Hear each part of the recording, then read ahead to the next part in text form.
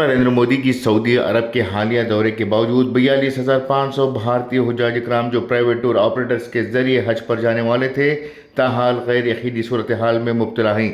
سعودی حکومت نے اچانک بھارت کے حج کوٹے میں کمی کر دی تھی، جس کے نتیجے میں تقریباً 52,000 پرائیویٹ ٹور آپریٹرز کے لیے اسپیشل حج کوٹا منسوخ کر دیا گیا تھا۔ اس فیصلے نے ان ہزاروں حاجیوں میں بے چینی اور اضطراب پیدا کر دیا تھا، جنہوں نے اپنی مکمل ادائیگیاں بھی کر دی تھی اور حج کو جانے کے لیے تمام تیاریاں بھی مکمل کر چکے تھے۔ امید کی جا رہی تھی کہ وزیر اعظم نریندر مودی کے سعودی عرب دورے کے بعد اس مسئلے کا حل نکل آئے گا، مگر ایسا نہ ہو سکا اور مودی خالی ہاتھ واپس لوٹے ہیں۔ دہشت گردی کے ایک واقعے کے باعث وزیر اعظم نریندر مودی کو اپنا دورہ مختصر کرتے ہوئے وطن واپس لوٹنا پڑا اور یہ بھی واضح نہیں کہ کیا اس معاملے پر سعودی حکومت سے کوئی بات چیت ہوئی ہے یا نہیں۔ سعودی حکومت نے اب اعلان کیا ہے کہ منسوخ شدہ 52,000 نشستوں میں سے صرف 10,000 حاجیوں کو جانے کی اجازت دی جائے گی۔ اس مقصد کے لیے نسک پورٹل کھولا گیا ہے جو 5 مئی تک کھلا رہے گا، لیکن ابتدائی شکایت کے مطابق ٹور آپریٹرز کا کہنا ہے کہ پورٹل پر درخواستیں اپلوڈ ہی نہیں ہو رہی ہیں۔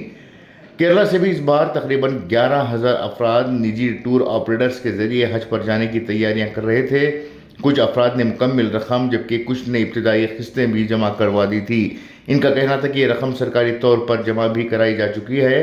بہت سے عازمین جو کیرلا حج کمیٹی کے ذریعے سرکاری اسکیم سے جانے والے تھے، بہتر سہولت کی امید میں پرائیویٹ ٹور آپریٹرز کا انتخاب کر چکے تھے۔ پرائیویٹ ایجنسیوں نے مقابلے کی وجہ سے اپنے پیکیجز کی ٹیرف میں کمی کی تھی، مگر اب تمام عازمین ایک بڑی مشکل میں پھنس گئے ہیں۔ حج کے انتظامات کے حوالے سے پرائیویٹ ٹور آپریٹرز کو ابھی تک کوئی نئی سرکاری ہدایت موصول نہیں ہوئی۔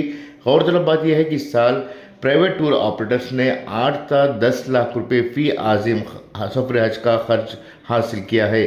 سعودی حکومت کے اس فیصلے سے نہ صرف عازمین کو پریشانی ہو رہی ہے بلکہ ٹور آپریٹرز کو بھی لاکھوں روپیوں کا نقصان اٹھانا پڑا۔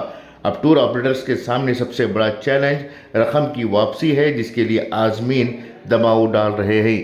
بیورو رپورٹ، انقلاب نیوز، نئی دہلی۔